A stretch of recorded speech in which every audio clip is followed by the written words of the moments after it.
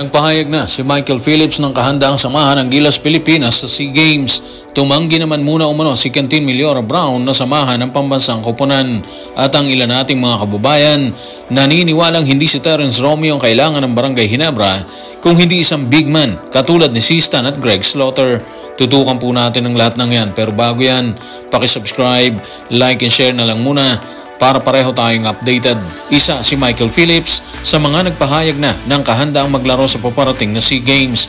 Para sa kanya, malaki ang nabago sa kanyang paglalaro nang makahanay ang mga profesional sa nakaraang kompetisyon.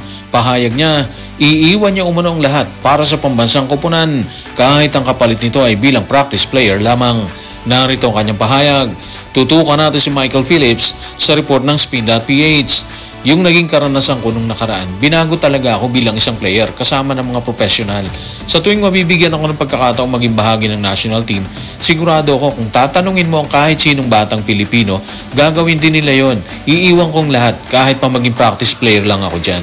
So walang duda, desidido talaga si Motor Mike na makasama sa hanay ng Gilas Pilipinas na binubuo ni Coach Norman Black. Unfortunately sa ngayon wala pa tayong opisyal na lineup or wala pang inilalabas na opisyal na balita tungkol dyan ang pamunan ng SBP na siyang naatasang humawak sa pambansang koponan. Pero ayun nga, kung sakali na tawagin ulit si Motor Mike, tutugon siya sa tawag ng tungkulin. Isa siya sa mga kasama ni Coach Chot Reyes nang makopo ng Gilas ang gold medal sa SEA Games noong 2023 kaya parang tumatak sa kanya yung karanasan na yon. Iba kasi feeling kapag andong ka, di ba? Kapag isa ka sa mga kasama sa pambansang koponan na lumalaban. Yung bakbakan mga ka-playoffs magaganap siya sa Thailand mula December 9 hanggang December 20 at base sa mga naunang report, medyo komplikado sa sked ng UAAP.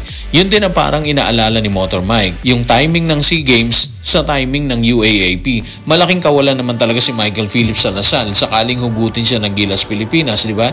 Pero siyempre, depende naman yan sa Lasal kung ipapahiram talaga nila.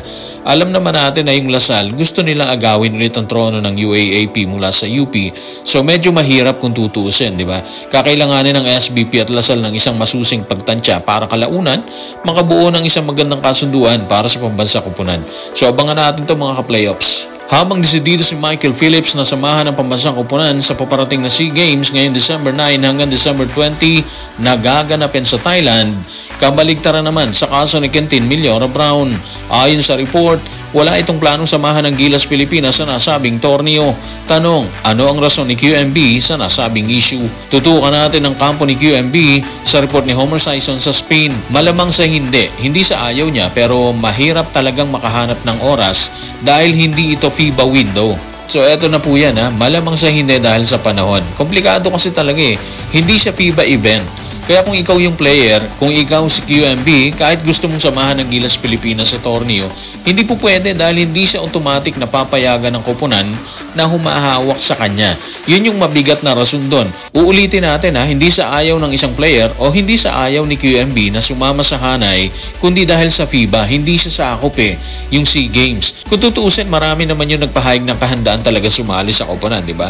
Bukod kay Motor Mike, andyan din si Brownlee, si Kwame, si Ray Parks, si Ray Martin, si Dave Ildefonso, Mason Amos, and Jason Brickman. Mabibigat na rin yung mga pangalan na nagpahayag ng kanilang interes na samahan ng pambansang koponan, di ba? Kaya sa tingin natin, walang dahilan para mangamba ang ating mga kababayan. Sa kaso naman ni QMB, tingin natin makakasama na siya sa hanay pagsapit ng World Cup qualifiers kung saan babanggain ulit ng Gilas ang bansang Australia, New Zealand at Guam. Mabibigat yung kalaban nila dito katulad din ng nangyaring bakbakan sa Asia Cup. Kaya nakikita natin kakailanganin talaga ni Coach Tim ang isang mabigat na koponan dito. Yung loaded ng talent at handang makipagbasagan sa oras ng bakbakan, di ba? Yung Aussie at New Zealand kasama ang Chinese Taipei, napulbos lang ang Gilas sa Asia Cup, di ba? Hindi rin naiiba sa pagsalang ng Gilas Youth sa Under-16. Ginulpi din ng New Zealand at Chinese Taipei. So parang naulit lang yung nangyari sa Asia Cup dito sa mga batang Gilas.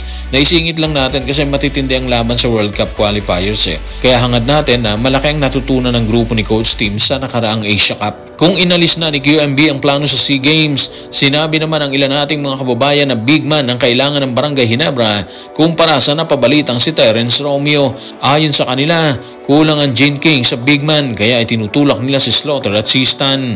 Narito ang kanilang pahayag. Tutukan natin si Anonymous sa comment section ng playoffs sa Playoffs YouTube channel. Hindi need si Terence Romeo. Need ng Ginebra si Sistan o Calvin Abueva o si Slaughter. Walang malalaki ang Ginebra. Sure, wala na naman silang makukuhang championship. Pag nakuha pa ng MVP team yan, si Sistan, baka mag-Grand Slam na ng tuluyan ng TNT. So, andyan pa naman si Japet at si Isaac Go. Hindi lang natin alam kung papasok si Go ngayong Philippine Cup. Pero obvious naman na yun nga ang kulang sa kanila. Nung last conference, nahirapan talaga si Japet dun Dahil lang siguro to kaya ayon sa ating mga kababayan, kung sakaling babalik sa aktibong paglalaro si Sistan, mas mabuti kung sila yung makakuha o kaya si Slaughter ang kuhanin nila. Problema kay Slaughter mga ka-playoffs, dinispatcha na ni Coach Tim ang issue dyan. Wala daw silang nilulutong anuman nang makita silang magkasama. So, mahirap kung kay Slaughter tututok ang fans. Sa kaso naman ni Sistan, wala tayong balita doon.